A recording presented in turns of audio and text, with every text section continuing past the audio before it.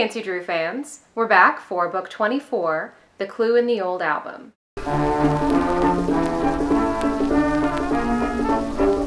This time I have a 1960s reprint with the original 1947 text.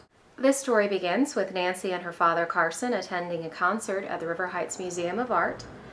A gypsy violinist is playing, and Nancy sees an older woman in the crowd who's been moved to tears, then watches as someone steals her purse. Despite her best efforts, Nancy's not able to catch the thief, but when she meets the older woman after the concert, her reputation precedes her. Mrs. Struthers turned admiring eyes on them, then said to Nancy, "I see now why it was you who happened to spot the thief. You are often spoken of in glowing terms for your cleverness in apprehending unscrupulous people." This story centers on Mrs. Struthers and her granddaughter Rose, a high-spirited 11-year-old girl whose gypsy father is missing. Before her death, Rose's mother supposedly left clues to a great fortune in a doll and an old album.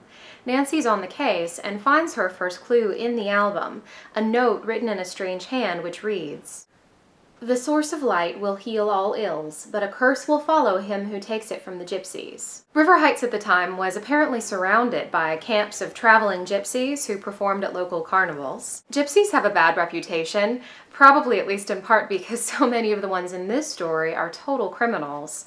But Nancy won't stand for it when a classmate speaks ill of Rose's heritage. "Rose is the daughter of a great violinist," Nancy told the girl. "I've heard, too, that he's a gypsy, but that's nothing to his discredit.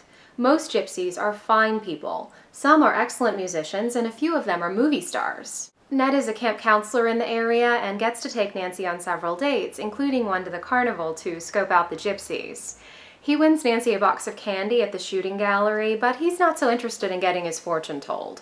"Not I," laughed Ned. "My future's pretty well set, and I don't want any gypsy tampering with it.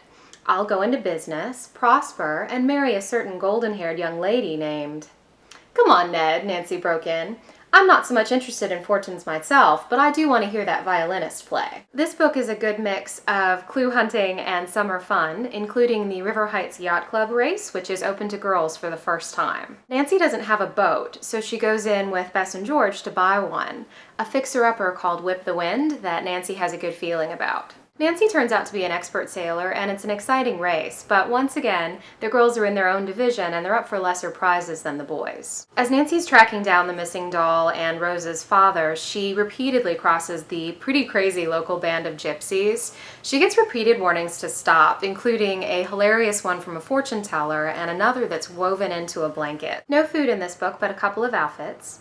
Nancy wears a long white evening gown to the concert, and for the yacht club race, Nancy, Bess, and George all wear slacks, shirts, and rubber-soled shoes. Several making fun of Bess moments, but here's my favorite. "Let's walk to Taylor's from here," Bess suggested after they finished a hearty meal.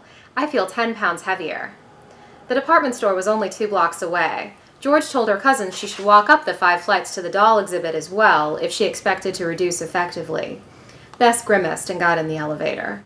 Next up, The Ghost of Blackwood Hall.